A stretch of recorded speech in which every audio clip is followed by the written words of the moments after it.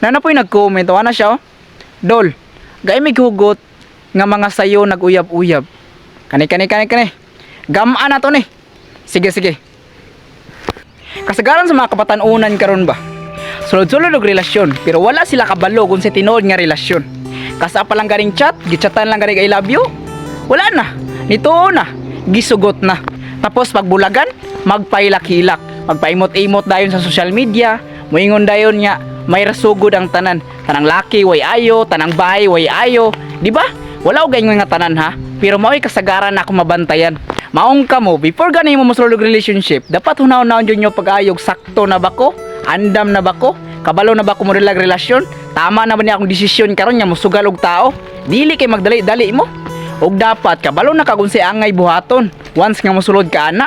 Kabalo na ka kung say bawal or say dili pwede. Kabalo na ka kung say angay mahitabo pag mosulod ka ana. Og dapat dawat nimo ang tanan nimong mabatian. Ingana ra gud.